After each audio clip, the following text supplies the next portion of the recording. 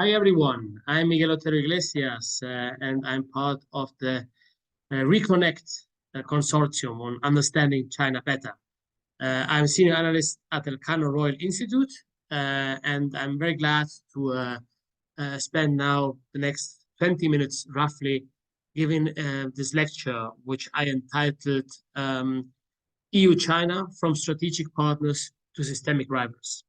Why do I say that? Because I think we have evolved from having a very strong relationship, a honeymoon for some at the beginning of the 21st century, to now a much more difficult relationship in a context of great power rivalry, where the European Union considers China three ways: as a partner, as a competitor, and a systemic rival.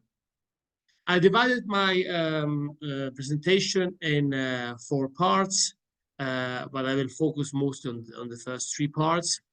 The evolution of the relationship in chronological order, the economic evolution, so the economic side of things, and then the political tensions that we have experienced over the past years. Let's start with the EU-China Strategic Partnership, which was agreed in 2003. So it's been now operating for 20 years with its ups and downs. The EU-China dialogue architecture is based on 3 pillars.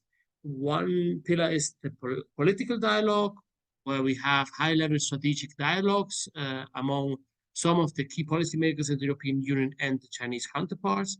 On the economic and sectoral dialogue, and there again, some of the most important commissioners for economic and financial aspects in the European Union, they meet with the Chinese counterparts, the Ministry of Economy, etc., including the Prime Minister. And then we have the third pillar, the people-to-people dialogue. So this is a very intense relationship. And over the years, as I said, it has gone from ups and downs. I think perhaps one of the moments where the relationship was the closest was in the Eurozone crisis. The Euro, by 2009, 2010, ended in a deep crisis. In 2012, there was even the possibility of Brexit, so Greece leaving the single currency. And China functioned as a stabilizer over this period. For several reasons, in many ways because it wanted to diversify its currencies from the dollar to the euro. It wanted, obviously, because it had so many euros, to preserve its value in euro-denominated assets, especially because they had bought quite a lot of euro-denominated debt from all the countries, Germany, but as well southern countries that were in trouble. The importance of the European market. It didn't want, major crises in the Eurozone during that period. And of course, it wanted to increase its political influence. A few years later, in 2014, so a couple of years after becoming the Secretary General of the Communist Party of China and the President of China, Xi Jinping actually visited Brussels, visited the institution, met with Barroso, then Commission President, and Herman Van Rompuy, who was the President of the European Council. And so this was perhaps, again, the high point of good relations between China and Europe. But things started to become more difficult because of several reasons. Already by 2011, already in the midst of the Euro crisis, certain people in Europe started to be worried about China's increased presence in Europe, buying a strategic asset, like, for example, the Piraeus port in Greece, the electric grid in Portugal.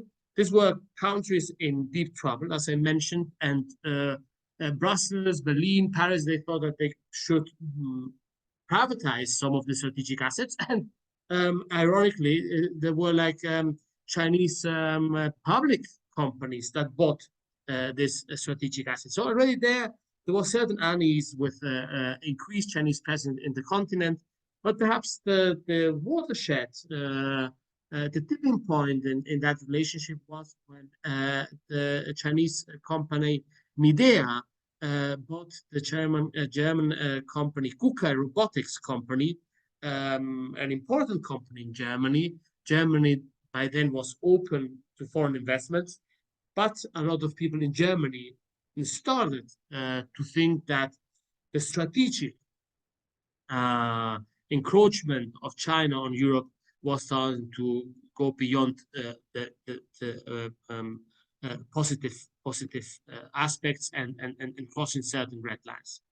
So from there on, this was in 2016, the situation started to deteriorate, especially during the Trump years, where Trump put a lot of pressure as well in terms of, for example, the usage of Huawei and other things in Europe. And by 2019, the EU, with a new strategic outlook on China, labeled China a partner, a competitor, and a systemic rival, as mentioned.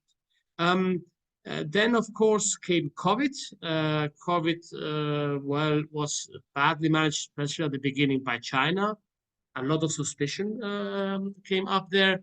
And then in 2022, we had the Ukraine war, the Russian invasion of Ukraine, and China's, well, not very outspoken criticism, rather latent implicit support for Russia, and that as well deteriorated considerably the relationship between the European Union and China, because of course the Russian invasion of Ukraine is still seen as an existential threat for European values and the European Union as a project.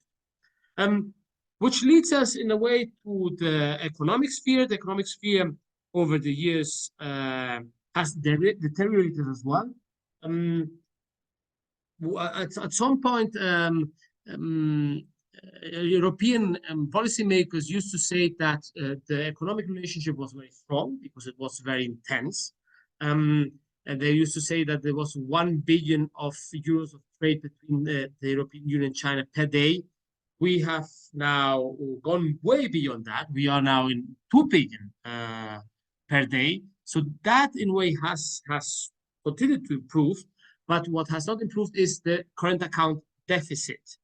So that has deteriorated the current account deficit. So the amount of goods that the European Union imports from China has increased substantially. And this is an issue that generates a lot of tension.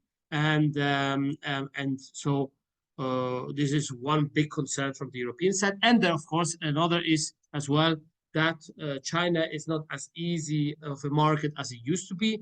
So investment from the European Union to China and from China and the European Union peaked around 2016. So we see there a certain deterioration on the investment side, although we have to say that China has increased its greenfield investments in Europe, which is always what the European Union wanted. In 2020, the European Union and China signed the Comprehensive Agreement on Investment, which was the first really big agreement on economic matters, on a level playing field, or more transparency, better business environment, etc., between the European Union and China. But that did not proceed because the situation in Hong Kong, the situation in Xinjiang, especially, where the European Union imposed sanctions on certain Chinese policymakers in Xinjiang, and China retaliated with sanctions against the European Parliament and certain research institutes, made it difficult for this agreement to be ratified. The European Parliament has said clearly that it will not ratify it as long as there are sanctions against its members. So that agreement is still frozen. And in part of this frozen as well because of pressure of the United States. The United States was not very happy with that particular agreement. So we have now a different situation where the buzzword now in the economic side, is decoupling not. So no to decoupling, but de-risking, yes. in the context of great power rivalry, in the context of the war on Ukraine, in the context of tensions, possible tensions geopolitically between the European Union and China in the future. The feeling is that in certain areas, certain sectors, certain goods, products, rare earths, for example, there's excessive dependency on China. There's certain tension as well on electric vehicles. China has subsidized electric vehicles for a long time. They are now entering the European market, and again, there's the fear that the deficit will increase. Another area that has been problematic is China's new Silk Road or Belt and Road Initiative. And here, you know, we move again from a moment where the Europeans were happy to join the Asian Infrastructure Investment Bank led by China when this was launched, to a moment where China started with this kind of framework or format of 17+1, Central Eastern European countries plus China, and that generated tension as well with other member states of the European Union. So broadly, the Belt and Road Initiative moved from being seen as relatively positive at the beginning to now being seen as problematic and, you know, kind of an attempt by China to increase its influence. I think it is important to mention as well the Global South. China obviously has increased its presence and influence in what is considered the Global South, although it should be called Plural South. So that generates certain tensions with the United States, with the European Union in these third countries. And there's an attempt by Europe in a way with its global gateway to compete with China in these third countries in what is called the Plural South. It is true as well that the war of Ukraine has shown that the West is more united, sanctioned together Russia, but the Plural South has not followed these sanctions, and China in many ways, with India perhaps, are the leading countries in this division between the global North, if you want, and the global South, although of course one could consider that China is part of this global North anyway, right? What I think it's interesting is that the EU sees that, you know, this division that came from the Biden administration of democracies versus autocracies is not helpful, creates more tensions, and so one needs to improve relations both with all the Plural South countries, but China as well, especially because the European Union cannot afford to have now two fronts of tension and even war, if you know we can call it that, which is, you know, with Russia and China on the other side, right? What is obviously concern still in Europe is the concentration of power in Xi Jinping's hand, the third term, the change of constitution in China, that China has become a more authoritarian regime, and you know, this is something that the Europeans are not very happy with, and there's always a constant call for more transparency, more openness, more pluralism in China. It is difficult that China might do that because of its tensions with the United States. There are tensions regarding trade, regarding technology, regarding the situation in Taiwan, etc., and that affects the European Union, right? So the European Union is in between this great power rivalry, but it is true that unlike the United States, the European Union does not compete for global supremacy, for global primacy.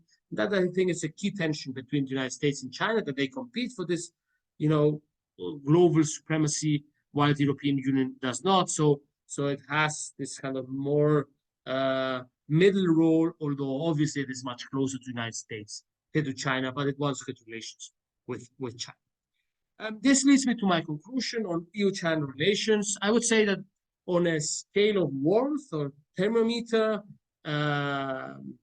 from 0 to 10, being 10 the best possible relationship, 0 the worst type of relationship, I think we have moved over the years from 7 out of 10 to 5 out of 10.